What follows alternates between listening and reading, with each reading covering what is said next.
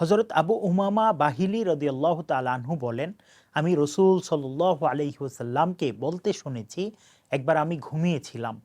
এ সময় দুজন মানুষ এসে দুই বাহু ধরে আমাকে দুর্গম পাহাড়ে নিয়ে গেল। সেখানে নিয়ে তারা আমাকে বলল, পাহাড়ে উঠুন। আমি বললাম, আমার পক্ষে সম্ভব নয়। তারা বলল, আমরা আপনার জন্য সহজ করে দিচ্ছি। তাদের আশ্বাস পেয়ে আমি উঠতে লাগলাম এবং পাহাড়ের চূড়া পর্যন্ত গেলাম। সেখানে প্রচণ্ড চিৎকার শব্দ শোনা যাচ্ছিল। আমি জিজ্ঞেসও করলাম, এটা কিসের শব্দ? তারা বলল, এটা জাহান্নামীদের চিৎকার। এরপর তারা আমাকে এমন কিছু লোকের কাছে নিয়ে গেল যাদের পায়ে রশি বেঁধে ঝুলিয়ে রাখা হয়েছে। তাদের গাল ছিন্ন ভিন্ন এবং তার থেকে রক্ত প্রবাহিত হচ্ছে। আমি জিজ্ঞাসা করলাম, এরা কারা? তারা বলল, এরা হচ্ছে এমন রোজাদার যারা রোজা পূর্ণ করার আগে ইফতার করত। তারা রমজানের রোজা রাখত না।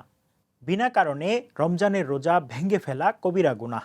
ইমাম জাহাবি রহমতুল্লাহ আলাই তার লিখিত গ্রন্থ আল কাবাইরে লিখেন, শরী ওজর বা বৈধতা ব্যতীত রোজা ভঙ্গ করা কবিরা গুনাহ।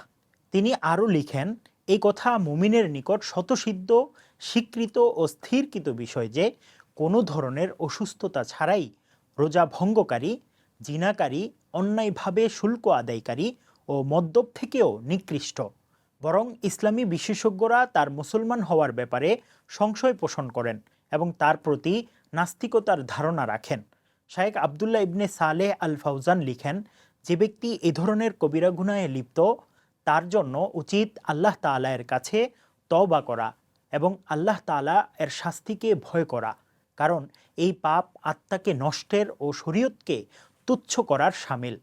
রোজা শুধু আল্লাহ তাআলার বিধান পালন ও আনুগত্যের জন্য নয়, বরং রোজা রাখা নিজেকে সংবরণ রাখার মাধ্যম, আত্মার কামনা বাসনাকে নিয়ন্ত্রণে রাখার পন্থা। নবী করিম সাল্লাল্লাহু আলাইহি ওয়াসাল্লামের হাদিস থেকেও এই বিষয়টি বোঝা যায়।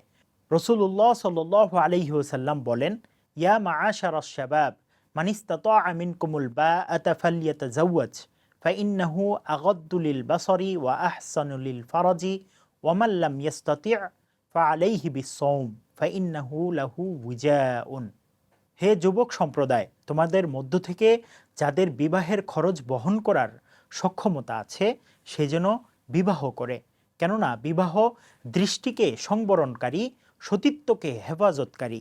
আর যে ব্যক্তি সামর্থ্য রাখবে না সে রোজা রাখবে, কারণ রোজা মনের বাসনাকে কর্তন করে।